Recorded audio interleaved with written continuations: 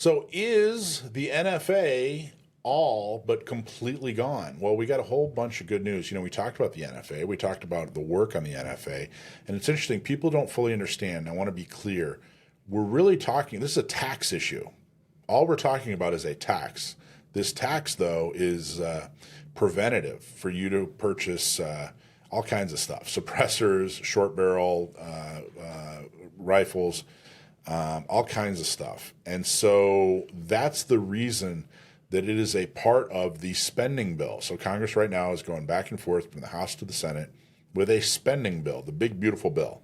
And what they're attempting to do is completely remove all the tax requirements for that are basically spelled out in the NFA. So it's looking really good. A few weeks ago, we had people call the one of the committees and say, "Hey, look, what are you doing? Completely remove this crap. Don't we shouldn't have don't infringe on our Second Amendment rights with this tax and prevent us from doing what we need to do to buy suppressors and that sort of thing." So this just happened this few days ago, this past week. Today, the U.S. Senate Committee on Finance released its portion of the Senate version of the reconciliation bill, which is this big, beautiful bill. We explained reconciliation and that process to you a couple weeks ago as well. Last month, the U.S. House passed a version of the reconciliation bill, which included Section 2 of the Hearing Protection Act, which has to do with making suppressors legal again, which would remove suppressors from the NFA. In the portion that was just released by the U.S. Senate, they have included provisions on the SHORT Act, which is sponsored by the U.S. Senate, by the U.S. Senate by Senator Roger Marshall. He's out of Kansas, as well as several conforming amendments, which would help ease confusion arising from removal of these items from the NFA. So basically, they are removing this whole thing, when it comes to suppressors and when it comes to short barrel shotguns, when it comes to short barrel rifles. It looks like you're not going to have to go through the NFA and get the stupid tax stamp, which is one step closer to being available in California. Now, there are some states where this is just going to clear the way and it's going to make things all kinds of easy. But in California, we're still going to have to fight a little bit harder, but still, this is enormously good news. So they did have kind of this watered down version of it, and we all called and said, hey, you need to change this. Well, all that pressure seems to have worked. So it went from the House to the Senate, and the Senate said, yep, we're getting rid of this whole thing is when it comes to suppressors, short-barreled shotguns, short-barreled rifles, the SHORT Act and the Hearing Protection Act. But now it's got to go back to the House. But still, it's kind of like a football game. We just made a whole bunch of a yardage gain towards a big, huge touchdown. And that is really, really good. Now, I want to say, if you took the time to call at least once, and hopefully you called multiple times, if you took the time to call at least once and say, hey, this is important to me, you just helped with a victory. If you didn't call, if you heard me say, if you heard other people say, hey, here's what you need to do, just call and say, hey, this is important to me, please pass, the SAFE Act and the SHORT Act and the Safe Hearing Act. If you heard that request and didn't call, why not? Why didn't you call? Now, fortunately, this is moving forward without you having to help. But it just baffles me. Why wouldn't you call? You weren't a part of what is turning out to be a huge victory. Why wouldn't you make the time? And I want you to just think about that. There's so many times when it's so easy to make a difference. And so many people just think, someone else will do it. And it's kind of a mixed blessing. On the one hand, it looks like we're going to win. But on the other hand, a lot of the people that didn't do anything are right. Good things happen and they didn't even lift a finger. And I hope that in the future, that when we call for help, you'll heed that call. You'll act. Anyway, so that's good news. It looks like things are going our way. Hasn't fully passed yet, but I did want to update people because there was a call for action. So I wanted to make sure that people understood that we are making a difference, and it's good. And when I say we, I mean the entire Second Amendment community in general. Okay, so this is interesting. A proposed bill would ban ICE agents and other law enforcement from wearing masks in California. This isn't exactly Second Amendment related. But I wanted to point out just how ridiculous lawmakers are in California. There's a lot of opportunities to do that, but I wanted to take this opportunity. In response to immigration raids by masked federal officials or officers in Los Angeles and across the nation, 2 California lawmakers on Monday proposed a new state law to ban members of law enforcement from concealing their faces while on the job. The bill would make it a misdemeanor for local, state, and federal law enforcement officers to cover their faces, with some exceptions, and also encourage them to wear a form of identification on their uniform. Quote, "We're really at risk of having effectively a secret police in this country," said State Senator, appropriately named Scott Wiener out of San Francisco. He co-authored the bill. Okay, so let's break this down a little bit. So they have had riots. Okay, they're out there saying, this is the end of democracy. They've compared ICE agents to the Gestapo. They're saying, hey, Trump is he's turning himself into a king. He's completely breaking the Constitution. He's breaking the law. ICE agents are, hauling people off in the dead of night who've done absolutely nothing wrong. These huge claims. These claims like the entire country is falling apart, and it's led to riots that in many cases have turned very violent and even deadly, which we're going to talk about a little later in the show. All these claims. So what's their answer? The only thing they're doing to fix these supposed problems is they just want cops to stop wearing masks. It's ridiculous on every level there could be. It's showing that all these claims that they're making about law enforcement and what's going on are completely false. They're whipping people up into a frenzy. They're getting people all, violent, in the streets, throwing rocks at law enforcement. Over what?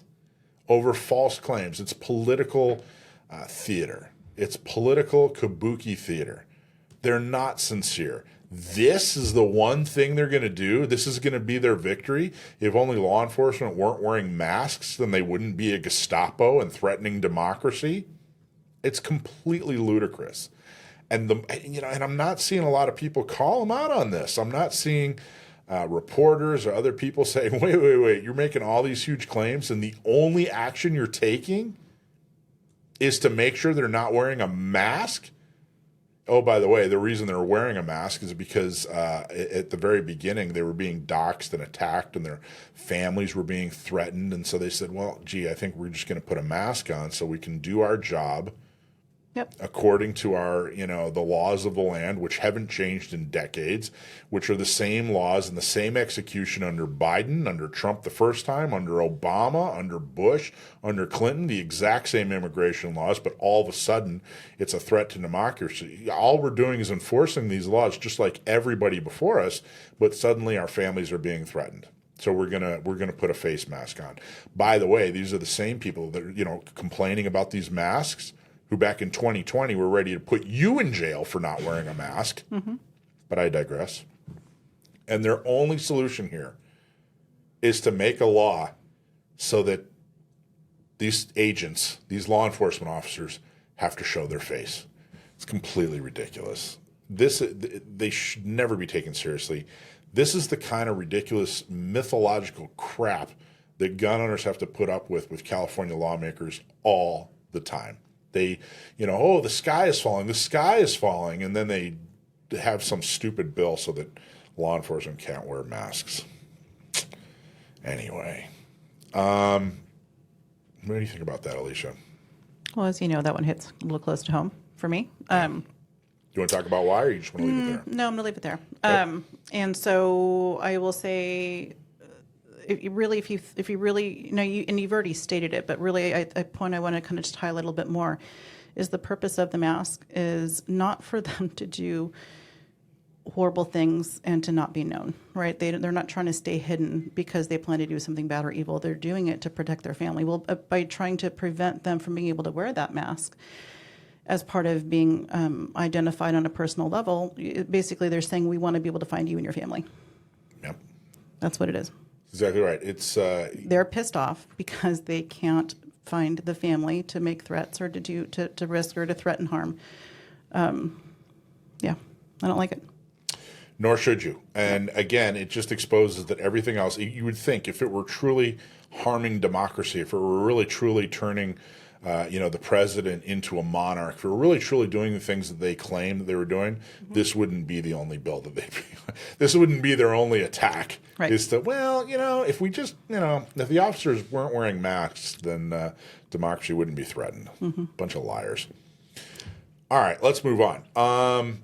So the DOJ says that Illinois gun and magazine ban violates the Second Amendment. Now, that's the United States Department of Justice. Interesting. And we've talked about how this is pretty big. Like, this is not symbolic.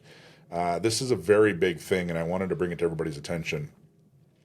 So we've talked about how Trump's DOJ is doing a fantastic job of defending the Second Amendment. They've turned it into what it turned in their arguments and their position into exactly what the Second Amendment is, which is a civil right. They're treating it like the civil right that it is.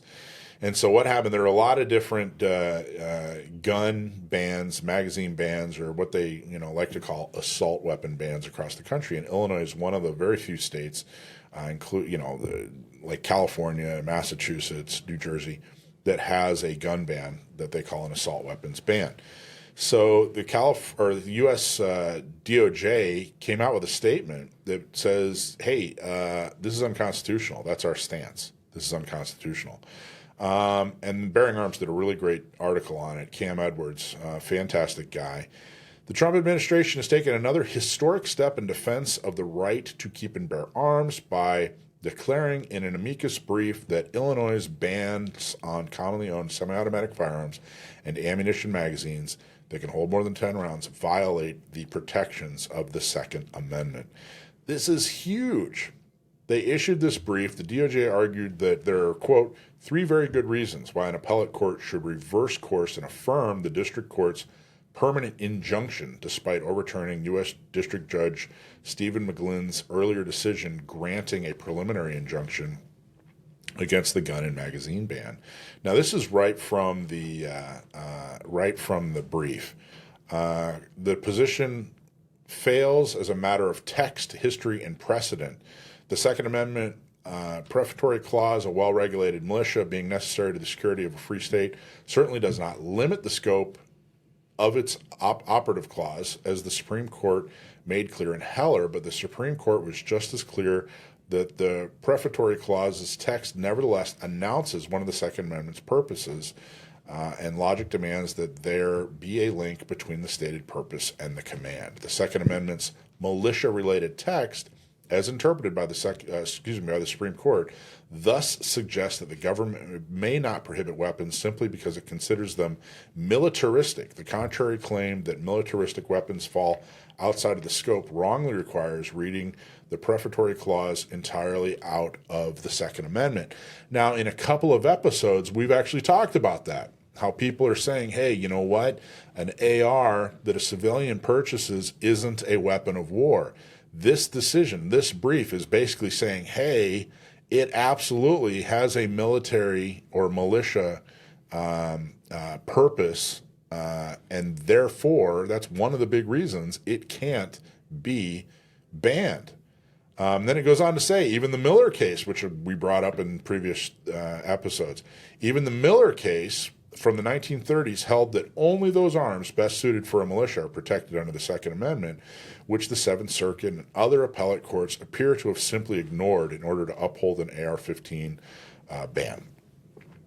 And then again from the brief, multiple Supreme Court justices, including Bruin's author, have since made it clear that they disagree with Bevis and other recent lower court opinions, and that the court is likely to grant a certiorari in the next term or two, which is what Kavanaugh said. The next term or two, they're going to have some kind of decision on an assault weapons ban, quote-unquote assault weapons ban, to address the errors in this opinion. Third, after the court's decision in Bevis, the district court held a multi-day bench trial, heard significant evidence regarding the issues in the case, and made factual findings that show that the act violates the Second Amendment as applied to semi-automatic firearms and attachments, that are in common use by law-abiding citizens for lawful reasons. So this is huge. This is yet another instance where the Trump administration is by far the strongest Second Amendment presidential administration that has ever existed, at very least in modern times. I mean, it is phenomenal what's going on. The fact that the Trump administration's Department of Justice submitted an amicus brief saying, hey, you can't ban semi-automatic rifles that you choose to refer to as assault weapons. You can't ban their accessories. You can't ban crucial parts like magazines, no matter how many rounds that they show. Enormously important and extremely, extremely helpful. So I wanted to point that out. Okay, that is your legal and legislative segment. I wanted to point all that out and bring you up to speed. Hey, thanks for watching Gun Owners Radio. I hope you loved that clip. Don't forget to like, subscribe, comment, and follow us on social media. And check out our website at gunownersradio.com.